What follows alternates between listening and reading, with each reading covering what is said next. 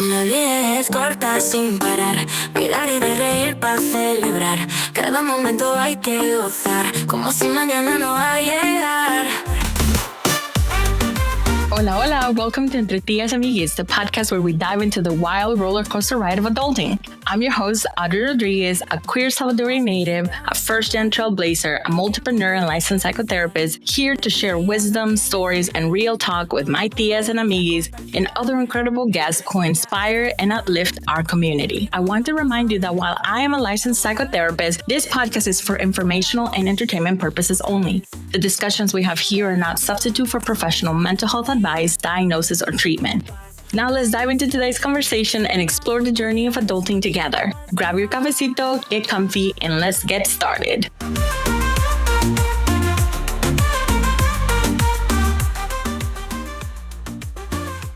Welcome to another episode of Entre Tías y Amiguis. This is your host, Adri Rodriguez. Today I have a very special guest who we're just barely starting to get in community. I'm very excited about continuing to get to know her. And so today I have Christina Rodriguez from Latinas with Masters, Badass, Nicoya, Centroamericana. So I'm just looking forward to chatting with you.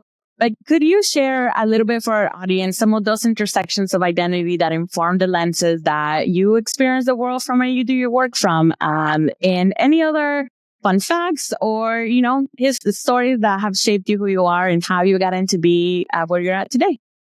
Absolutely. So I'm very happy to be here. Thank you, everybody, for welcoming me into your space. My name is Christina Rodriguez. I'm the creator and founder of Latinas with Masters. I'm a first-gen Latina. I'm born and raised in San Francisco. I'm a proud daughter of immigrants from Nicaragua. I'm a mother of two, and a dog mom. I'm a wife, I'm a sister, a prima, a tía, an hermana, an amiga. I'm all those things that provide me the lens of how I show up, in any and all spaces. I am a current doctoral student. So I'm actually a future doctora in educational leadership.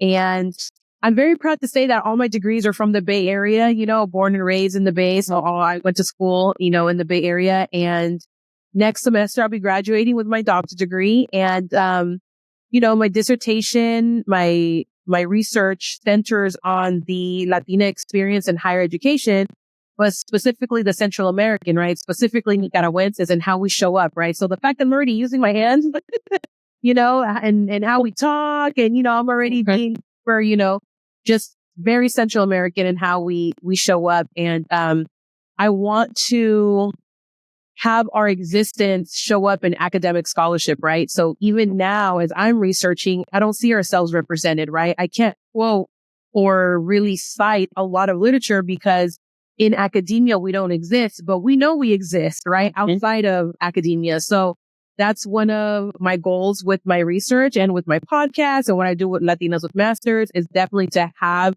our existence more present intentionally, not asking permission, but more like telling the world, like, we're here to stay, whether you like it or not. But if you really get to know us, we're just like any other culture, right? We embrace our culture. We're very proud of our culture, right? But unfortunately, the past has conditioned us to be more Americanized, right? More individualized. And so I'm all about community. I'm all about hermanahood. I'm all about, having an open mind and not just implementing my views, right? But being open-minded to your lens as well. And there's things that are going to intersect. There are things that we may not agree, but we can have an open dialogue and be welcoming in both how we show up. So I'm very happy to be here and open to share anything and everything that's going to help our next amiga, tía, prima, whoever that is to have upward mobility. Let's help each other, climb the ladder and not be crabs in a bucket, which is sometimes what we experience, right? So. Because not only are we experiencing from the outside and the systems that be and all the powers that are set up against us, but sometimes it is that feeling of like we're not lifting each other up. And so having a platform like yours to be able to say, hey, like if I come up, you come up with me, right? It's like instead of the opposite way. And so I'm so excited for this conversation because in fact, I was talking to some of my students. I teach at the University of San Francisco, and so I was talking to them at class last week about how my field of therapy has changed, right? I went to the very same program where I teach now. I was a graduate student there, and now to be back as a professor, right? Like, it was always such a fun experience. And every time that I go in, even to teach, like, I'm always encountering this like moments of like, are you the professor? Like, are you sure? Like, you don't look like the person that should be in the front room from like when I'm asking for help with like the projector, or when I'm asking for, is this the room that has been assigned for me? And to receive a kind of like this message, even just from like looking at me, you are not supposed to be the person that is like leading this class or taking the space. And so I was sharing with my students that I had actually an interaction with one of my professors that was really traumatized me for a long time, because I was wearing gold hoops, and this professor like pulled me aside and said that my hoops and this baby blue sweater that I was wearing was too distracting to be a therapist, right? And so when you're talking about like moving your hands and doing things, like, I know that for a long time, I felt like I had to hide a big part of like my own personalidad, personhood, cultural sort of norms to belong in the spaces, right? And so from just like the body language, the way that we talk with our families, our home, like the spaces are not designed for us. So I was wondering, for you, how has it been being Nicoya in San Francisco? How have those experiences influenced like the path that you have taken academically and the roadmap that you've taken to make space for talking with your hands, wearing the hoops, like doing the lipsticks, like all those things that I know that when I grew up in grad school, it was like, they're no-nos, right? Like, you are supposed to assimilate and not take a lot of space. Ooh, I want to take a big breath right there, because fun fact, I went to USF. I went for 1 semester. I have my student ID and my transcript to prove it. And you know, it's funny you say that, because when I went to USF, I did not feel like I belonged there. I definitely felt like it definitely felt like a predominantly white institution, right? Before I even knew what that meant, what that looked like, before I was able to even define that, honestly, I felt like I was othered in that space. And my major was, they didn't have Latino studies. It was Latin American studies. And I personally didn't connect with the curriculum, because it was definitely taught in a like rhetoric way. So like, we're learning about Spain, and we're learning about colonialism, and we're learning about linguistics, which is fine. Like, we know that exists. But I was like, okay. And like, if anything, this is getting me even more pissed off of like, you know, how our ancestors had to navigate the world. And so, it's funny you say that, because it wasn't until I transferred to SF State is when I felt like I belonged. Like, naturally, all my professors were Latinos. San Francisco's diverse in general, right? So, even though USF is in San Francisco, it's in a part of the area where you don't see a lot of Latinos, right? But SF State is, you know, even though it's off 19th Avenue, it's still like a commuter school where a lot of individuals can go, you know, from different areas. And so, when I was at SF State, I didn't feel like I needed to identify myself or anything, you know, as far as having to almost like shout myself out, like my presence. Right. And so I did feel like I did feel like that at USF. So it's interesting that you say that. So SF State, I loved it. I majored in Latino studies, and we were talking about social justice. We were talking about the 1968 protest of the ethnic studies department, which is now the first in the United States to have an ethnic studies department, right? And other colleges followed suit throughout the nation. So I learned a lot about Salvador, Honduras, right? Because at the time I wanted to be an immigration attorney. So I was like, okay, well, I know what it is to be Nicaraguense, and my parents can tell me all day. But if I'm going to be helping a client from El Salvador and I want to know why they left El Salvador during a specific time, I need to know that there was a war. I need to know that there was a specific, like a religious war, right? With the priests and everything. So there's a lot of things that I learned about El Salvador among other cultures, right?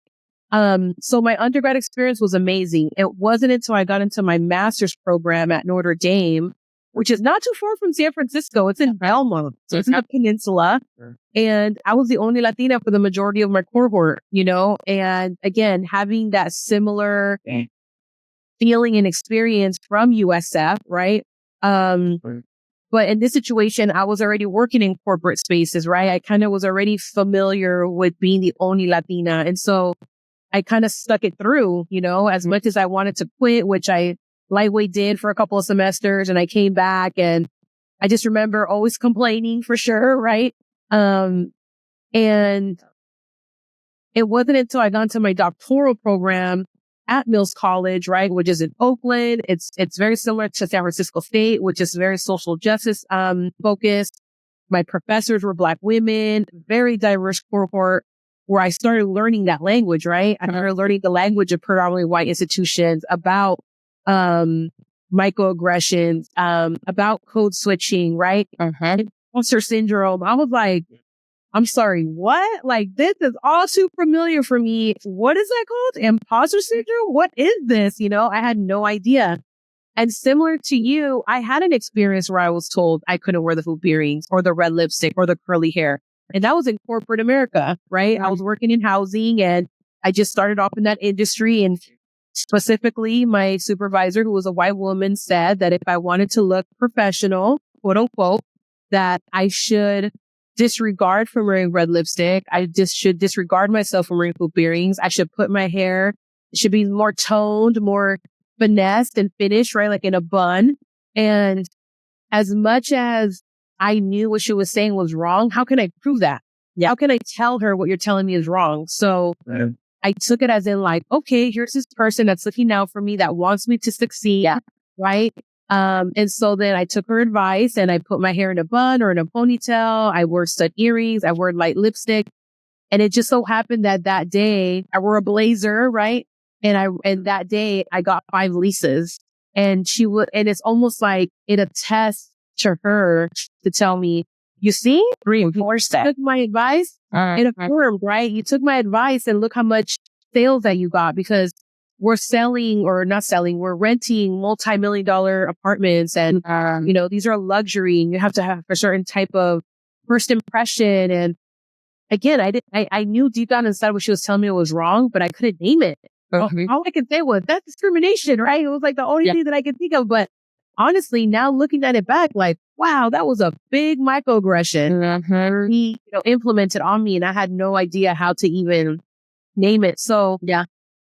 I worked in housing for 15 years. And as I was getting my doctoral degree, right, in my program, I was like, okay, I got to start transferring these skills over to higher education, which is what I'm getting my degree in. So I work at Solano Community College, which is near my home. And, I want to say I'm a product of community college. Like, I went to Foothill, I went to City College of San Francisco. So I love the grit and grind of community college. Like, I love telling students, like, this is temporary, as far as in like you feeling like you're not getting your goals met, or that you want to transfer, you're going to transfer. It's going to happen. But to answer your question, like, the way that I show up now in higher education, I show up unapologetically. Unapologetically. I show up without permission. Like, I'm not here asking you for permission. And what's interesting enough too is that because I'm the director of student support services, so I oversee the basic needs program, right? So I help students who are experiencing housing insecurity, food insecurity, mental health, wellness, right? Anything that they need to assist them to come to class, right? Things, barriers, right? That are challenges for them to come to school. I remember being asked like, oh, can I speak to the director of basic needs? And I'm like, oh, I'm here. And they're like, oh, I thought you were a student. Girl, I had my name tag on. I wore a badge. Like, I'm there like, how can I mean, I get it, how I look like a student, like, by all means, that's a compliment. But also it's like, why would you not assume my management, right? And so and that only bothers me when it's only certain type of people. It doesn't bother me when it's students, right? But it bothers me when it's like someone in management, like, you should know better, right? Like, you should come in with the mindset that it could be anybody in this room and not your perception of what you think the person should look like. Which it just so happened that day I wasn't wearing quote unquote professional clothing, right? That day I went to the food bank. I had to go get some food. So I was in my sneakers. I was in my jeans. I was in my Frida sweater. And then the fact that you didn't identify me as a director tells me that you perceive certain people based on how they're dressed, based on how they present themselves, right? Now I'm hella cool with that person, but I just find it interesting that like it takes our own experiences for like our allies or other people to really see our lens. Because as I started to kind of show up in these spaces, that individual started to see like, wow, why are they treating you like this? Or like, why are they assuming this, And so then now that individual speaks up, right?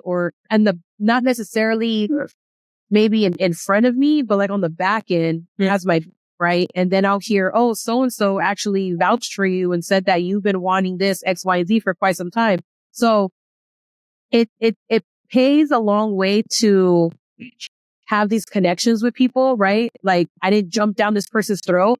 But I told this individual, like, what made you assume that I wasn't the director? And I think it made them think you're right.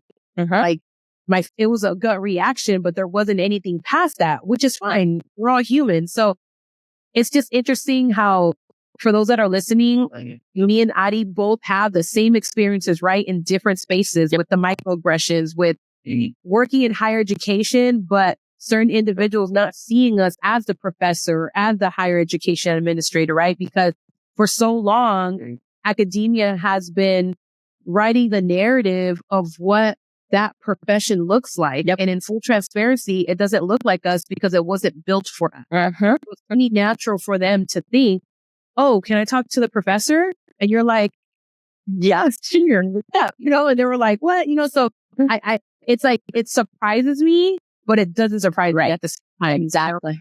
But to answer your question, girl, listen, I show up authentically. I show up with Frida, Nicaragua, San Francisco, hoop earrings, red lipstick, and I'm all about showing our ethnicity. I'm showing about, just everything that represents me. So it allows other people to feel that they can also show up authentically, Yeah, I mean, like you are talking, like I said, like it surprises me, it doesn't surprise me because I think that everybody that I've talked to about have had this conversation, especially like I just turned 40 this year. So like I've been in like academic spaces, like 15, 20 years, right? Since I was 20-year-old to now. And so the world is very different. And that's not the conversation that I was having with the students, right? Because I teach family systems. And so the way that I was teaching, like I teach a class, it's like individual psyche is impacted by your family of origin, by your family's origin. It's nested within all the systems and the proximity to the systems, as well as the timeline of like the socio-political sort of world that our family is living in, right? So it's like a zooming out when we're looking at people's mental health. If we're just saying, we're just looking at the depression, right?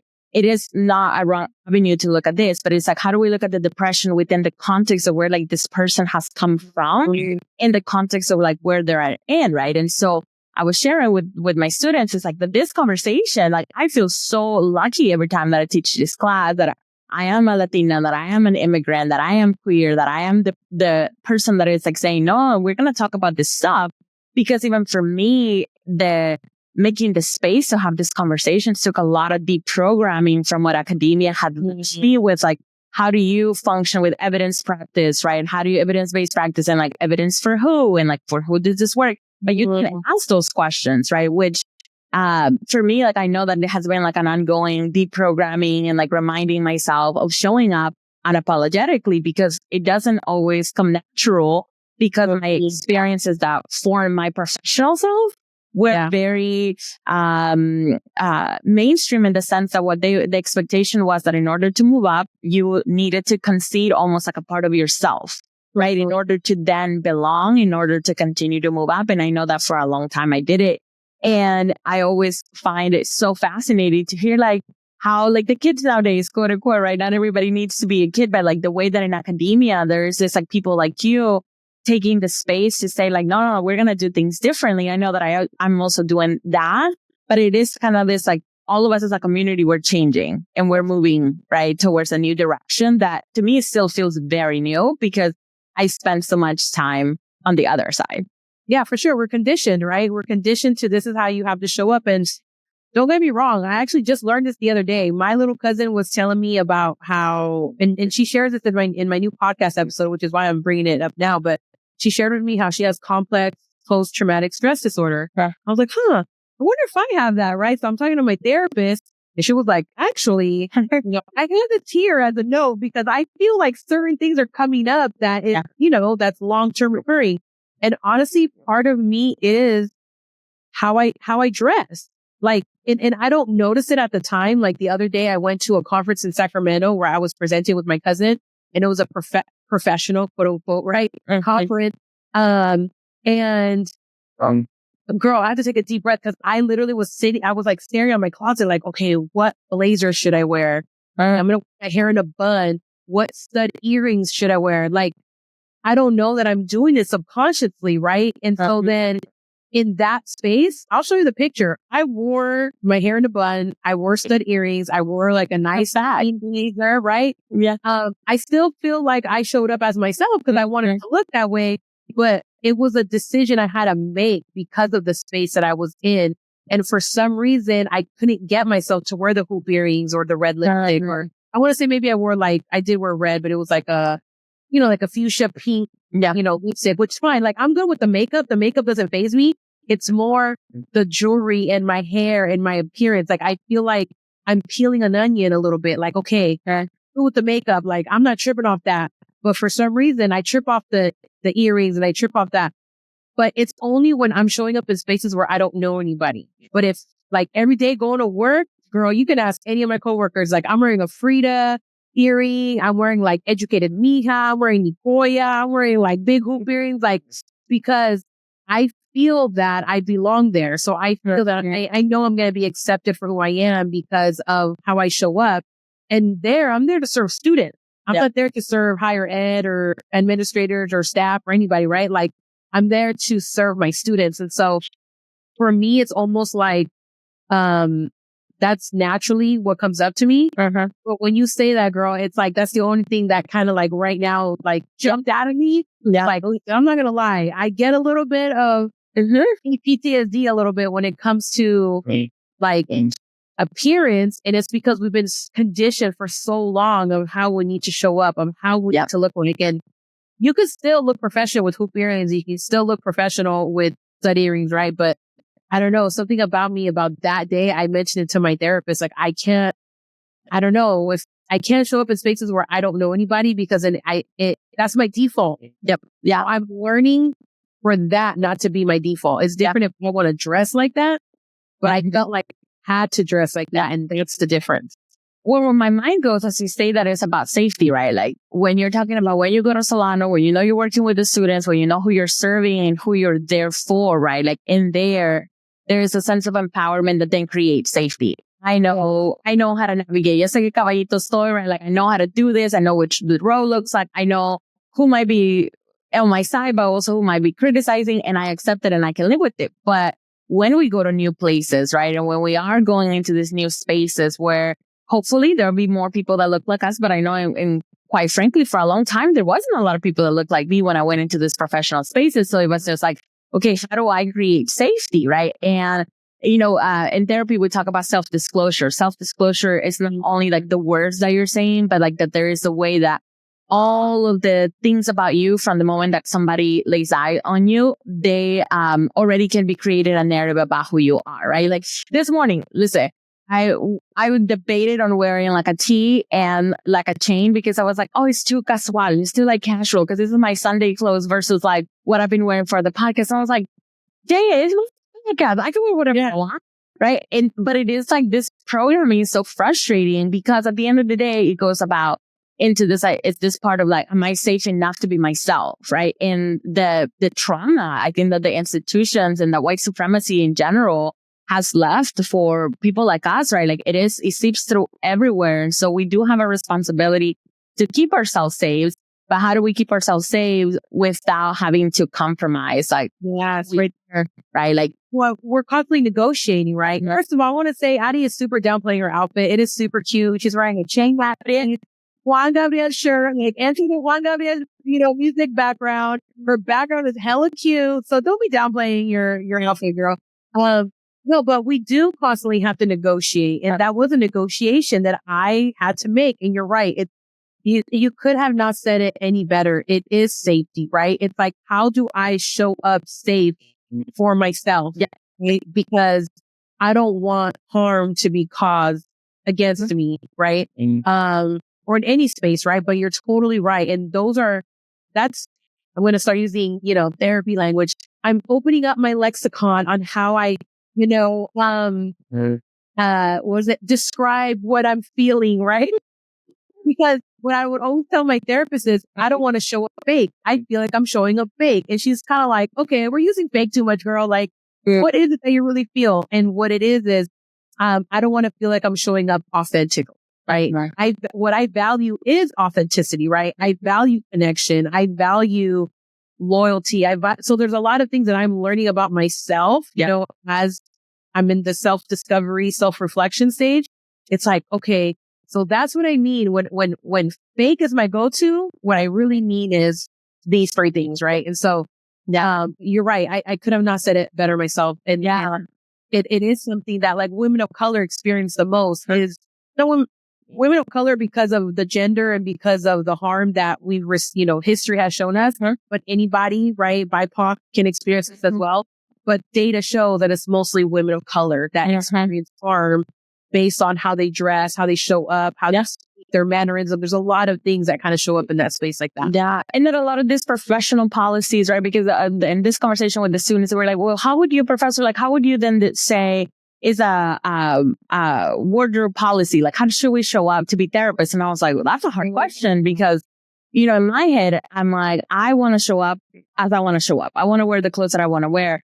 But perhaps a consideration, and we kind of had this beautiful back and forth, is like, how do we, as therapists, a little bit different than another field, how do we not interfere in the client process based on what we're wearing, right? So if I know that what I'm wearing is going to be distracting to the person's goals that is in front of me, then can that be a consideration about how do I show up, right? But that is not about, I am going to be changing everything that I am to make someone else comfortable, because then in that part, then we wouldn't be showing up authentically to be able to do the work with people that have chosen to work with us for the very exact reason of like the stories that we bring, right? Like I know that for me and like in my therapy practice, the people that I work are people that are like me, that we are 2-3 degrees of separation, 2-3 like steps ahead, either forward or behind in career, right? But they're technically my peers. And so I know that the folks that are coming to see me are coming in for this specific knowledge. And yet even with knowing that, there is this part of like, but am I going to distract? Am I going to be too much? Am I going to, and that crap is not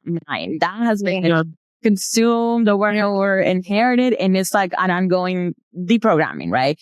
So for you took an actionable step and you said, I want to do something about it. And I would say Latinas with Masters, we're going to become a community. We're going to be here because I know that I'm not the only one going through this. I know other people are going through it.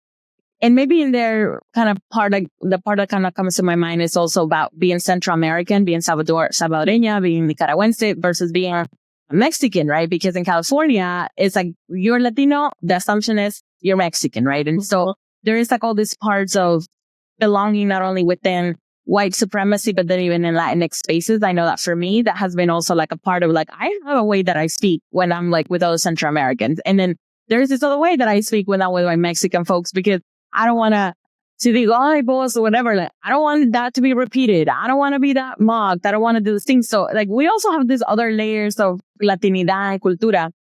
So how has all of this, what we were talking about, and now perhaps is part of more like the ethnic differences in Latinidad, how have this need of creating Latinas with Master, like what was your purpose? What brought you into the point that you wanted to create a space in that community where there was space to talk about all of these things? Yeah, no, I created Latinas with Masters as my own method of survival, right? I didn't have Latinas with Masters. I didn't start it when it was my master's program. I started it in the beginning of my doctoral program, months before, right? Maybe like 2 months before I was actually going to start my program. And I created this space because I wanted to help Latinas and women of color get into graduate school. Because I was like, okay, it can't be that hard. Like I got into my master's, I got into my doctoral. Like, what is it? Like what, obviously systemic barriers for sure. Right. But I was like, what is it? Like, are we not telling each other? Like, cause I had to look up this information myself, and I had like a mentor during my master's program. And then I kind of did it a little bit on my own during my doctoral program, but I was kind of like, okay, but like, there isn't a space for us to go to or ask somebody specifically, like, what is it to get into a program? So I just reflected on my own personal journey. I was looking up like who has master's degrees that's famous. Eva Longoria showed up, right? Came up that she has a master's degree in Chicano studies. So I was just kind of like, okay, so let me just share inspiration, motivation. Let me share my journey. Let me share what it is to get into graduate school. And then little by little, people wanted to share their own stories. Okay. And then that led into the podcast, because people actually wanted to speak on their stories. They wanted to speak on their experiences. And so then it's interesting because I have one, like one of the, I like to call them amigas. I don't like calling them like my followers, right? Because I feel like it's a collective space, right? So one of these amigas reached out to me. She was going through a situation in her master's program, and we were bouncing off ideas. And I offered to be a mediator in the conversation. We did like a draft letter and all these things that I experienced during my doctoral program, during a merger, right? We had to write a letter to the provost. We had to advocate for education. So using that same experience and be like, hey, girl, this is what I found out. Like, you got to send it to the provost. You got to do this. You got to do that. Right. And she made a comment to me and it forever stayed in my mind. She's like, I'm so proud of being Nicaraguense because I actually have someone that I can look up to. I have somebody that is not gatekeeping, that is reaching out to me and checking up on me, but also know that I can reach out to you and you'll help me to the best of your ability.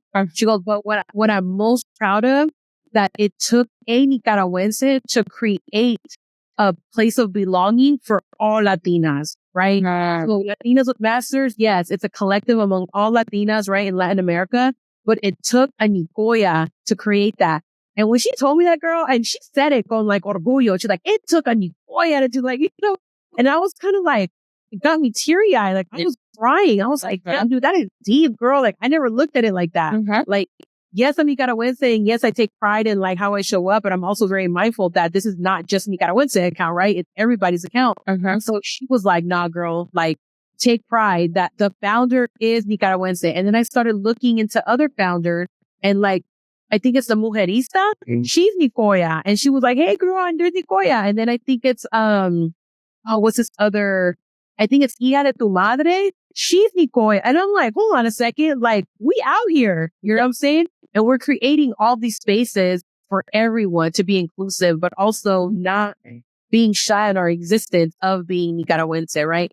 So, and then also, for example, like the author for Brown Girls, Brisca, right?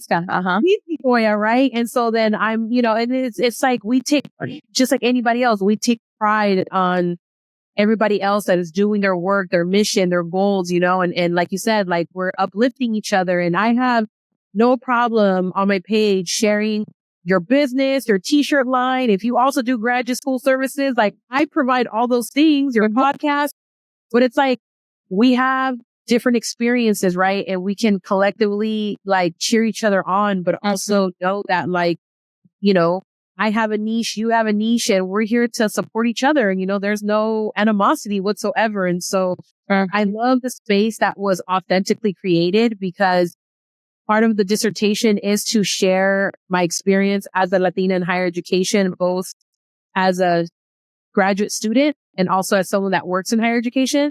But specifically, I focus on, and then how we created an Instagram account, a podcast, a blog, right? To share our existence, right? In those spaces outside of academia, although we're talking about academia, right? And then to take it even furthermore is validating our ancestral oral traditions, right? Like, what is it about academia that only validates the written word? Why can it not be the spoken word, which is both of our ancestors, right? Wealth, knowledge, all that was transitioned word of mouth, right? And so then that's why I'm using the podcast, the Latinos with Masters podcast, as data. I'm using the Instagram as data. Wow. Be damned if academia tells me that that's not validated. Why? To who? Right? And so then, so there's and what I love about my chair is she goes, that's your theme. Because I was in a writer's block. I was like, I don't know what I want to write. Like, I don't know what it is. Maybe it's not for me. And she was like, no, let's talk it through. We were talking. And she was like, okay, I hear that you're challenging academia, what they consider valid resources. I hear that you're challenging, why do we have to do the literature review? I hear that we're challenging, why are you not validating Instagram and podcasting as a method of storytelling versus an article or a book or a research, and I was just kind of like, but that's what I'm saying. We need someone to bounce ideas from and be able to name that. Right. And so now when she told me that, it was like the fuel to my fire. I was like, yeah, like that's what I've been trying to say this whole time, Yeah. And so then now I'm able to go back to academic scholarship and now use those keywords, right? What's considered valid resources? Why do we have to do the literature review? Who said it? Like, where is it documented? So there's a lot of things that my dissertation is challenging. Yeah.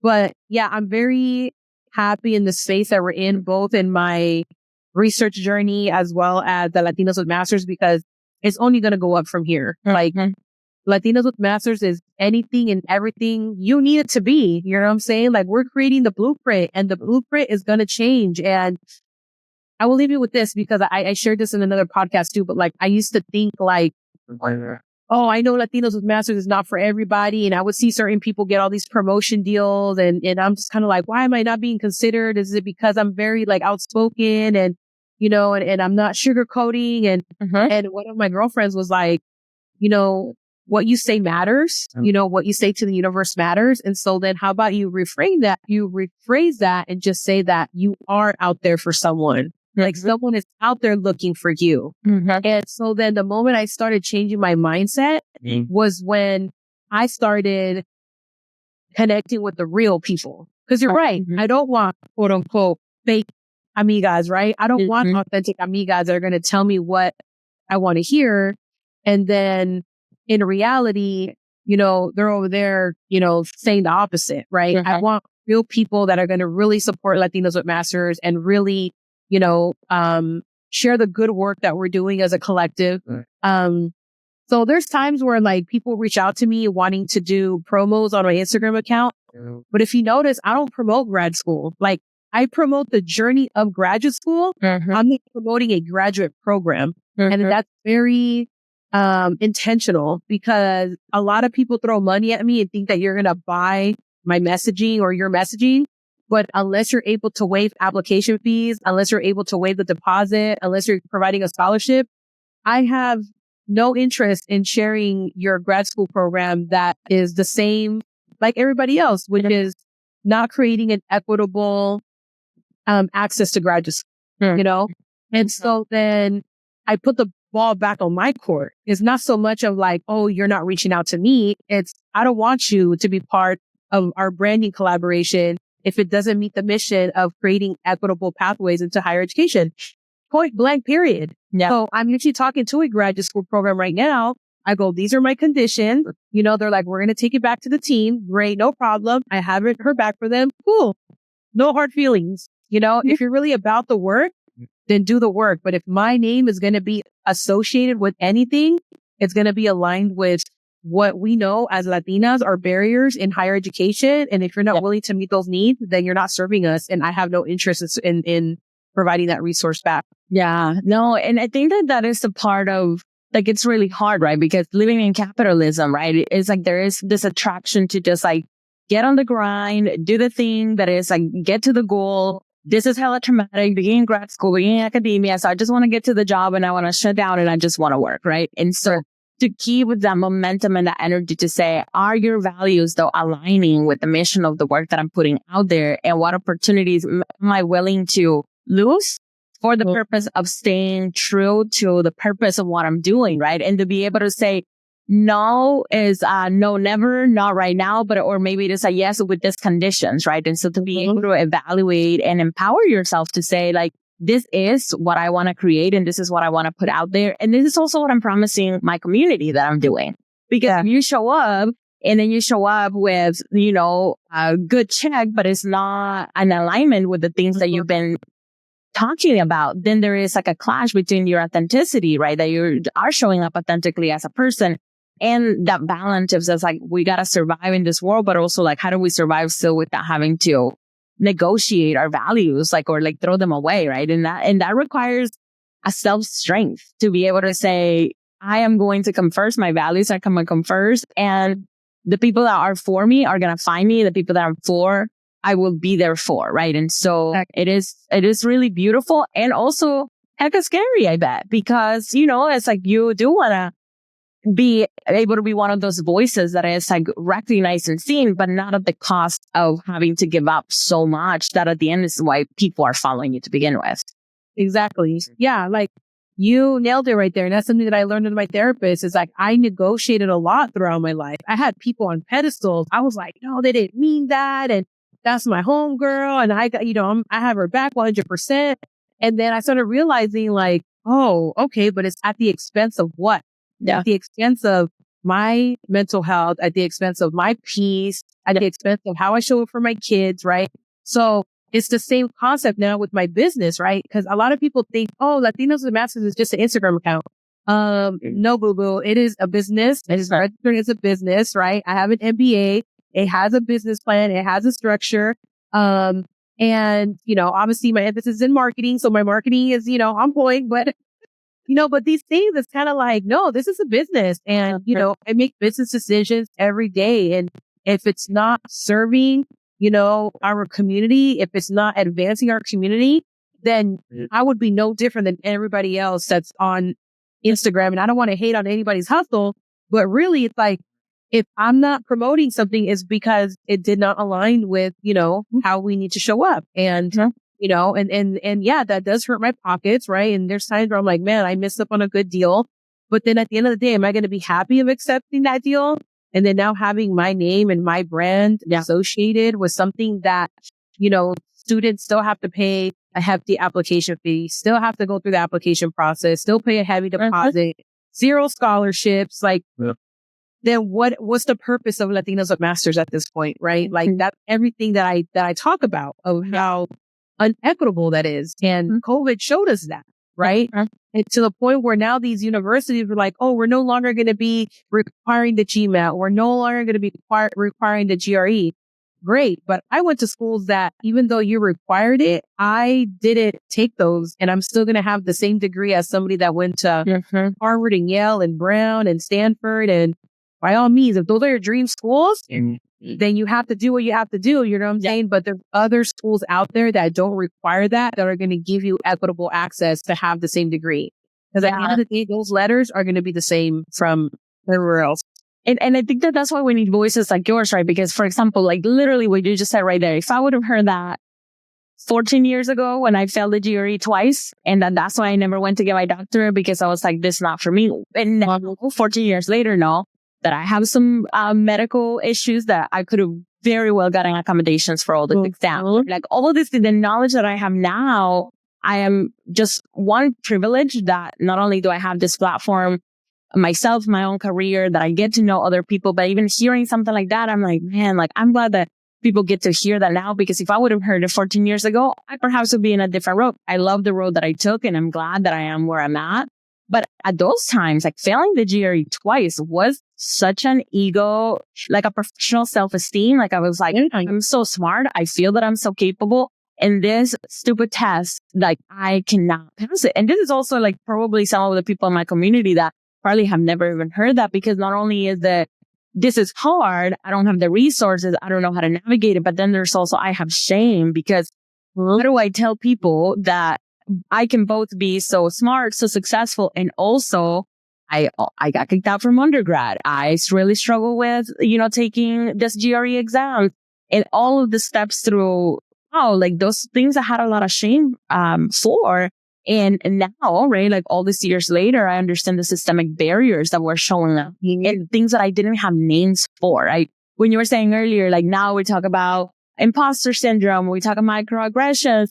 We were not talking about that stuff when I was in grad school. You just are like, you're just, as out of luck, like, sorry, you're just not going to get to go to your doctorate because you didn't pass the exam, right? And so even to hear, like, you can go get your doctorate if you want to. And there are other avenues. You will end up with the same letters. You will end up with the same knowledge. You will be, at the end of the day, the person that is learning, studying, and putting out that information. But for a long time, I know that for me, my experience was that it was, if I'm not fitting with what the system requires of me, somehow is my responsibility and my shame versus like, what are the things that I was missing in order to be able to bridge to that next level that I was going to?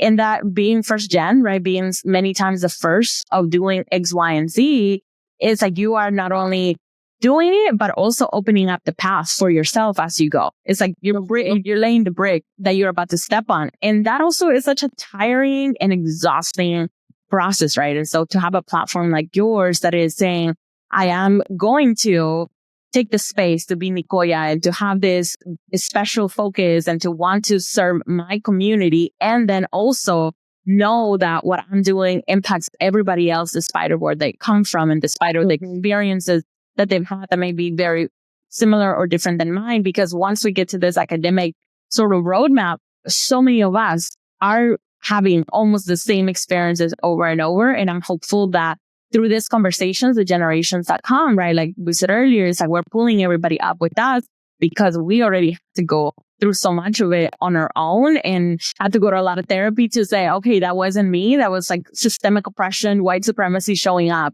in all these areas, right? 1000%. Mm-hmm. So you've chosen like a nonlinear path in many ways.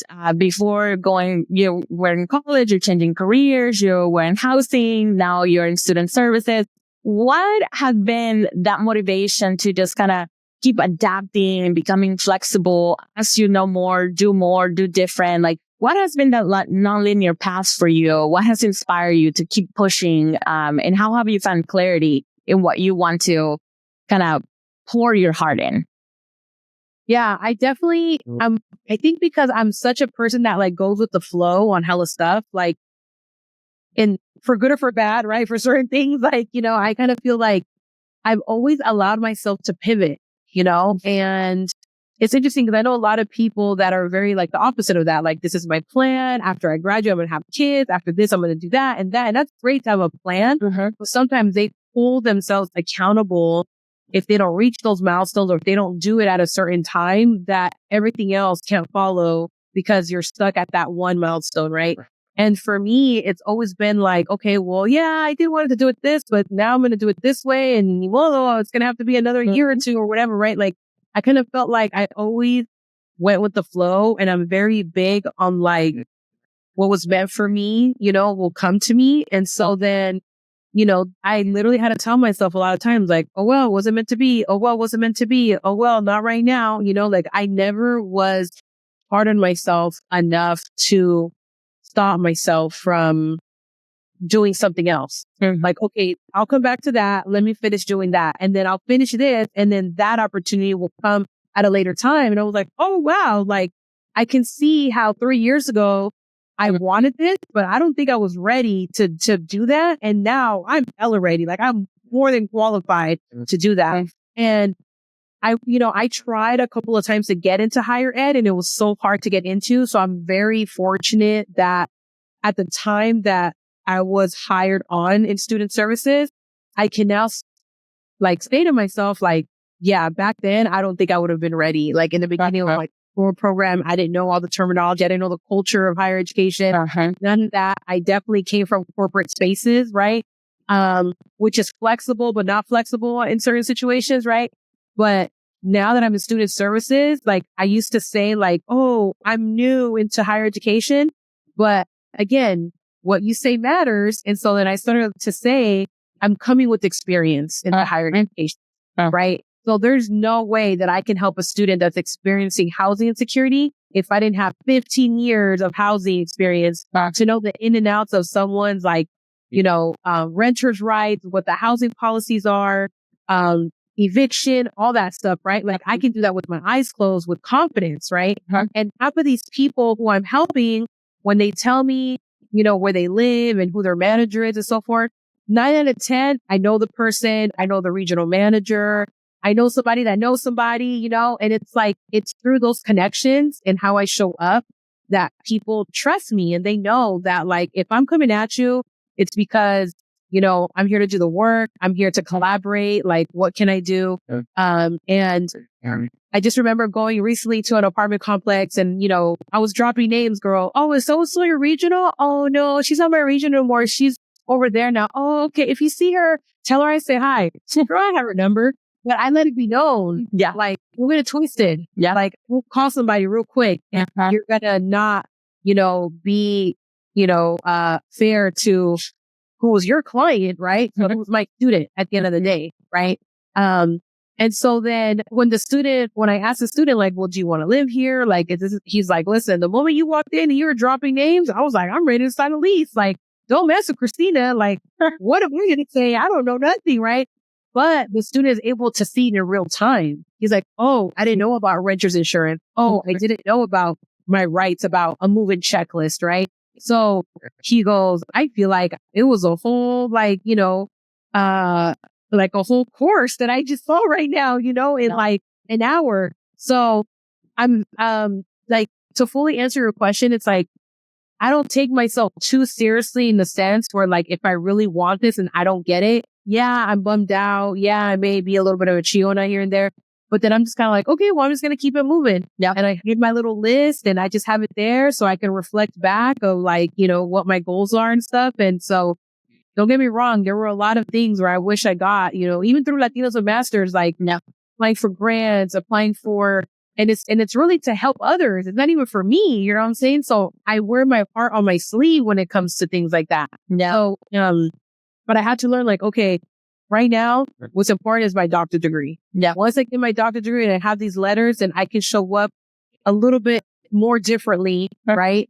With, the barriers that I'm, that we're explaining that exist and all these other things, right? So I definitely feel that I almost had to take a step back and be like, okay, I'm really going to have to lay this out to be intentional. I get my doctorate degree, check, and then I can show up over here and then ask for this, check. And then with that, I can create that and check. So trust factor, you guys, like, I'm going to have like 20 things. You're going to be like, oh my gosh, she's doing everything all at once. But it's really because, one success, opens the door for the other one and the other one. And sometimes that's the best, like, I definitely feel like God has definitely tested my patience and he's really, like, showing me the best for last. If this is what I got to go through, right? It wasn't easy. And I'm constantly, like, on la lucha, trying to finish his dissertation. In the end, it's going to be all worth it. I'm going to look back at it and be like, man, that was hella hard. Yeah. But now I'm in a new chapter and I'm sure things are going to be hard ahead. But if nothing is as hard as this, I'll tell you that much, But I'm excited to what the future holds because it's not just for me, it's for everyone to go along this journey with me. For you, for us, for all of us, And I'm excited to share, like, what's coming up ahead. Mm-hmm. Yeah, what I hear you, I'm so excited for you because what I hear that really kind of resonates with me and a lot of how I navigate the world is like, I don't know what I don't know, right? And so I can have goals and I can have like a direction. I always think about it like a North Star, right? It's like, I know I'm heading in that direction. I can see it. But if this door opens up and it's like, I have a friend that said, it's like, Adri, you will do anything once. And I'm like, you know what? Yeah. Like, 'cause I don't know if I'm going to like it. And if I don't like it, I trust myself that I will get myself out of it. And if I like it, then here is like a brand new thing that I didn't know that was going to be a good fit for me. All again in the benefit of not only myself and my ongoing growth and self-development, but because the work that we're choosing to do, right? Like, it is a work of impact that we are aware. I hear your own awareness. And similarly, I feel that way that, like, the work that we're doing, we're lucky that it not only impacts us and it helps us grow and it keeps us going, but it's also, we have the platforms and the spaces to be able to have impact onto others, right? And so how do we take that responsibility that as we are going through this journey, having a North Star, but if new doors open or new experiences show up, right? Like, how do you not get too distracted? Because it's also not avoidance of your North Star. If you know where you're going, also, it's not about getting distracted, but to keeping an open mind and a flexible mind to say, what is really a better path for me? And for me, my biggest thing is that I started undergrad as a computer engineering major. And if I would have stayed as a computer engineering major, right? Like, I loved it. I was good at math. I was good at science. There were some things that were not a good fit for me. And then, like, I pivot. I was like, I actually really like this. And here I am now, right? Like, would have never, like, if I would have told my 17-year-old self that was entering sex state as a little undergrad, recent immigrant, that I was going to be here having a podcast, talking to you, meeting you, going to these events, like being inspired by other Latinas, by other people. I would have not believed it because that was not like the panorama, like what things looked back then. But so for all of you listeners, right, like with the age, the experience that comes with age, but also with building your career, is that how do you remain focused, but also open-minded and flexible? That the more that you know, the more that you're going to be able to make decisions that are informed. And then also like the community that you surround yourself with may be able to offer you information or perspective that you didn't have. And no quedarse muy like, not to be like too proud to say like, but I already decided on this, so I can't change it, but just to look like an open mind and open heart that those opportunities, those new things that show up are also potentially part of your journey. And like, how do you embrace them, rather than just like close your mind to them? You know, that's where my mind goes. Mm-hmm. So to kind of close off, because this is an amazing conversation, we probably could go all day talking about this because there's so many experiences. What has been those moments that have motivated you to keep you going? Just kind of like in this, like, we know y'all are listening, you know, we're talking from this side. Christina, you're almost out of this side, right? Like we're like settled. We're like so much settled in so many ways. And then there's still like so much to come. So what are sort of like the advice from your own experiences from those moments that are reminding you I'm in the right path that you would like folks to hear so that they can stay motivated as they also go on their journey? I think for me, it's like when you see yourself represented, right, in any space, rather it's in corporate space and healthcare and education, when you see yourself represented, it, in one way, it makes me believe that I'm in the right space.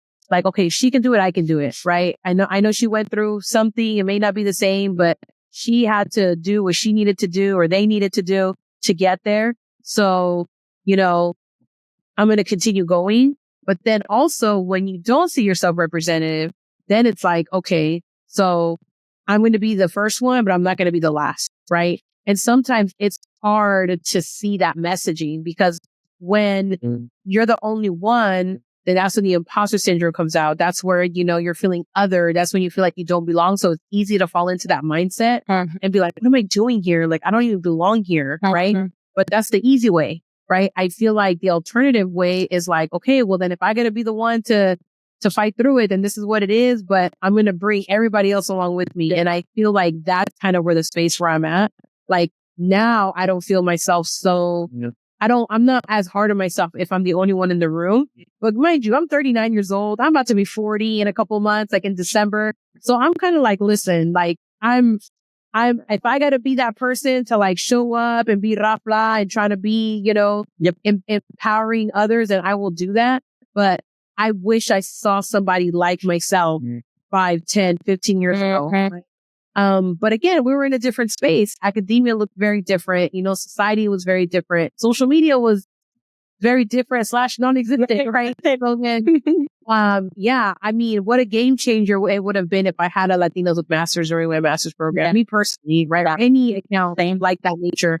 So that's what motivates me. And, you know, I feel like it's going to look different for everybody else. So definitely find your aha moment, your epiphany moment, you know, like I will tell you that during my doctoral program, there was a situation where like my dissertation was going to be on housing. It was going to be on housing insecurity. Like you could have not convinced me otherwise, right?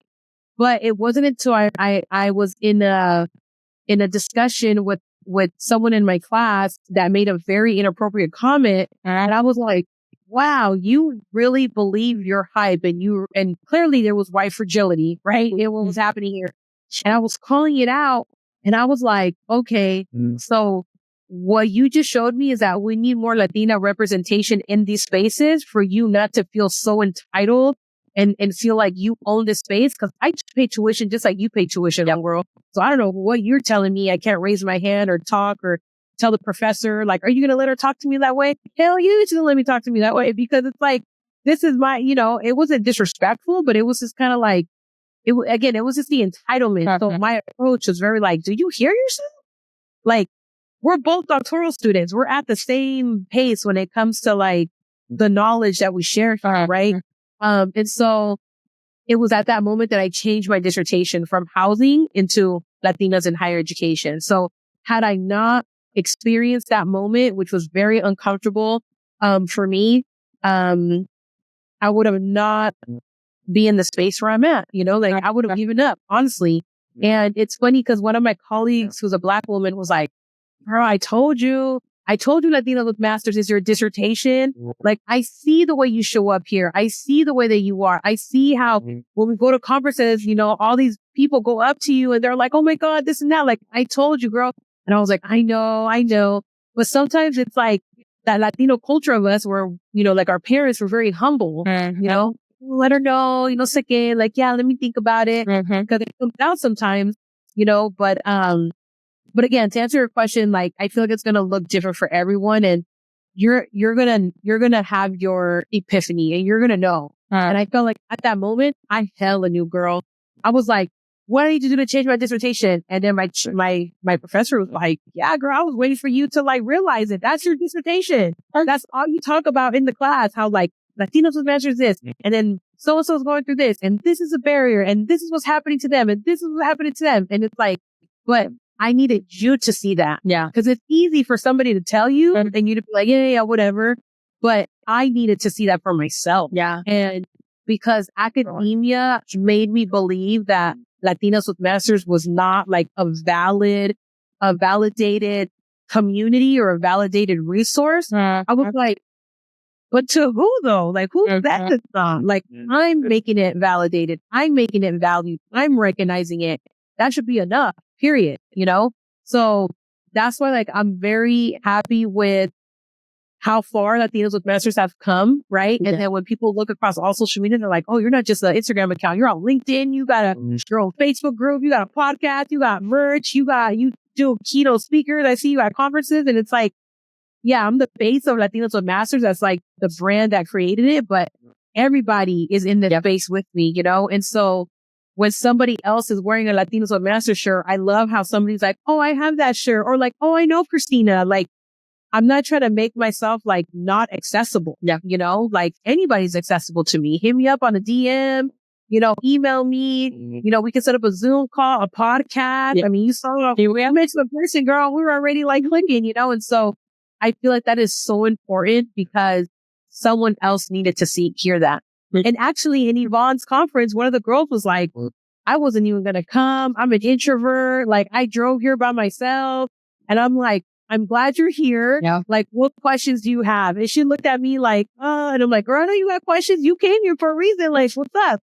And then she opened up and she asked me a lot of questions. And I told her like, I'm not the end all be all. I don't know all the answers, but here's my perspective. And then at the end, she's like, I'm so happy I came because I would have never seen myself, like at an event like this. I normally would have talked to nobody, but like everybody was so welcoming here. And I saw how everybody was interacting with each other. And then I asked you if you that person and then you're like, no. I was like, oh, okay. So everybody's really authentically in community. Yep. Right. Yeah. So that's what I love about Latinos with Masters. And that's what I love about the journey that everybody's going to take upon. Everybody is going to, find their own North Star. Right. And it's okay if it changes. Right.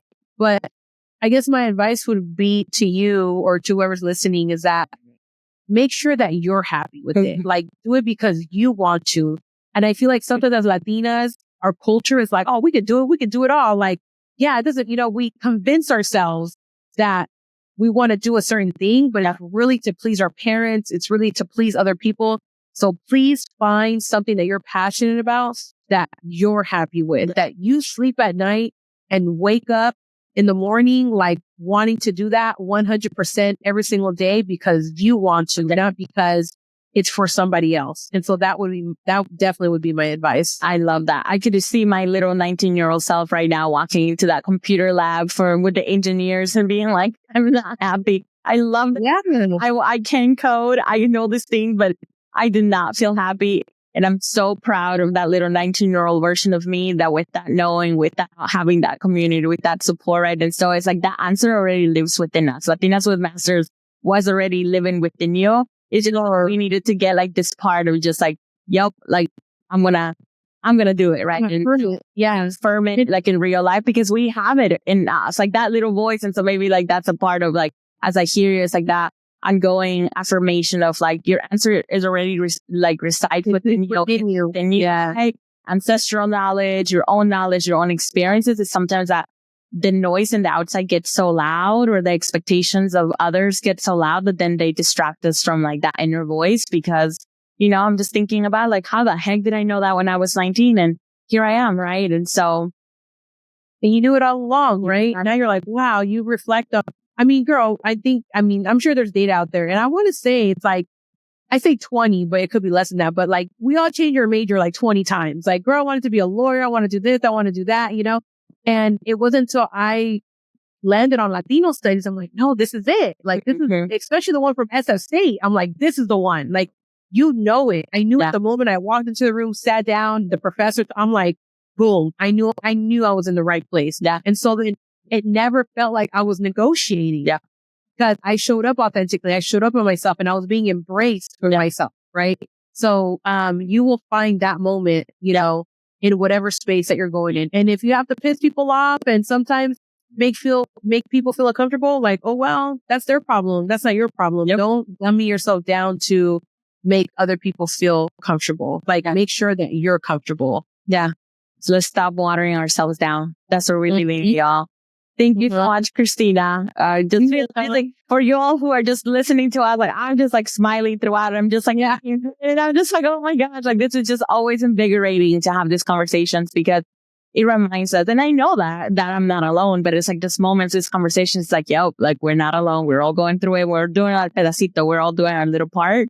And I'm hopeful that our listeners too are part of that change that we're seeing, that eventually we're going to have just more spaces to continue to be authentic. And thank you for all the work that you do. And until next time, y'all, Entre Tías y Amiguis, we'll be in touch. Bye-bye. See you out. Bye. If you enjoyed this episode, please subscribe, leave a review, and share with your tías and amiguis. Your support helps us reach more people and continue these important conversations. And don't forget to follow us on social media and stay connected. Until next time, remember to take care of yourself, embrace your journey, and keep living life with heart, vision, and creativity.